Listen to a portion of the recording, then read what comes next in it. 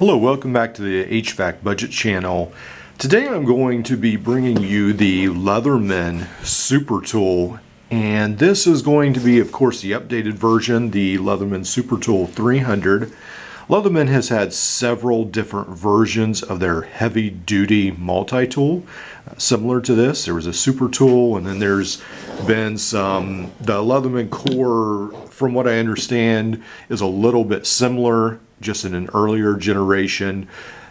But this is going to be the Leatherman Supertool 300, the latest version. Now these are going to retail for somewhere around, I believe, $89, $90 online. And then you can also get the EOD version, which will go, I think, for more like $120, somewhere around there.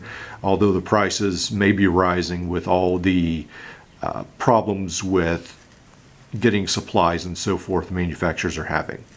So the Leatherman Supertool 300, what is its strong points and what possibly could be some of its weaknesses? Well, let's take a look.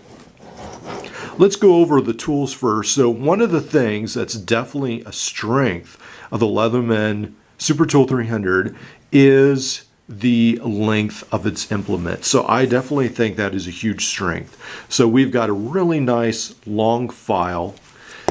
Unfortunately, this tool needs cleaned. I haven't got around to doing that yet. It also has a very nice, long, plain edge blade. So those are two really nice options on the tool. Of course, all these options are locking. We've also got a really nice file.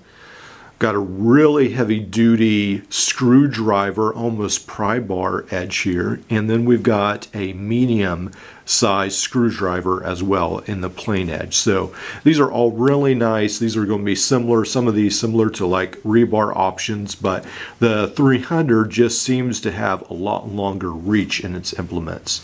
Then on the other side, we're going to be getting the serrations on the blade. Very nice blade there.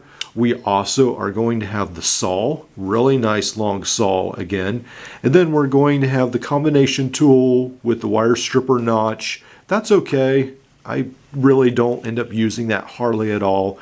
And then also the miniature screwdriver, which is really, really handy. I use this all the time, actually. That's one of my this tool, the Phillips, I don't use as much, although I do use it. And then the screwdrivers, and the awl. I end up using those all the time. And then, of course, the knife. Now, what usually goes and used in my tools is I do use a file sometimes, but hardly ever. Can opener, basically never. And then the wood saw. Now, the wood saw and the file, I find, plus the can opener, are the least used tools of any. I really don't use them hardly at all. But these other implements, such as, the small screwdriver, the Phillips, I do use those a lot. So moving down to the plier head, this is going to be, again, the heavy-duty version of Leatherman. So it's going to have a really nice replaceable cutter head, and it's going to have that wire crimping notch. So, and it comes right there, a couple like really small and then a larger option there.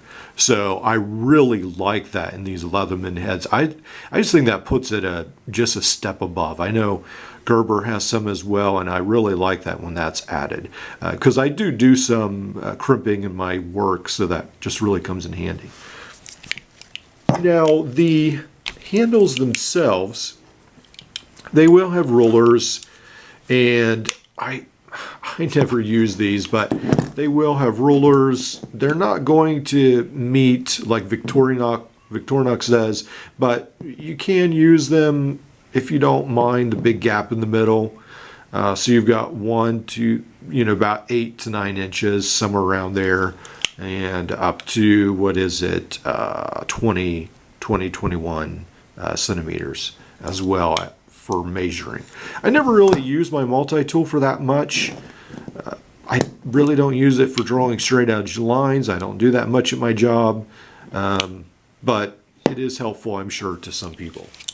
All right, so one thing I want to notice is I did did buy this used. I just hate to spend the full price of these tools, especially if I'm not sure if this is the one for me. So now my Leatherman Surge, which I'm going to be reviewing later this week, I did buy pretty much brand new. So I paid pretty much full price for that, but this one I didn't. And one of the advantages rather of that is that look what happens after being used through age. So nice. The pliers open so much better than many of Leatherman's pliers. I have to say, after opening SOG's pliers, the SOG, the SOG multi-tool is the best I have ever opened with their plier head. After opening Victorinox, theirs is pretty nice. Even the older Leatherman PST2, theirs was very nice. But the newer Leathermans, I mean, it must take years to work in the plier head because they are just really, really sticky. I have a new Leatherman Bond and a new Surge, and all of them, it's like working out to open the plier head. And so it's so nice after years of use to see how nicely this multi-tool just sort of folds open. So that's one of the advantages with this being broken in. I really like how the plier head unfolds so easily. All right, so what are some of the huge advantages? Well, this is definitely a heavy-duty multi-tool. I love how heavy-duty this is. It just seems a step above many of the other multi-tool brands. It just seems to be able to be a lot more capable, to handle a lot more because of its chunkier plier head. I love its removable wire cutters, and this thing is big. This is the 4.5-inch frame, and it is big. And I love its big tools. So you've got the long knife, you've got the long saw, you've got the long file, you've got the long serrated edge, you've got the long, I mean, look at the reach on that Phillips bit right there. I mean, that is a really nice implement. And then you've got some screwdrivers again, which are really good size. I mean, look at that. And then this is just really chunky. I mean, these are heavy duty implements. I really love that about this tool. Obviously, it's locking as well. So what are some of the negatives of this tool? Well, I would have to say that it's heavy.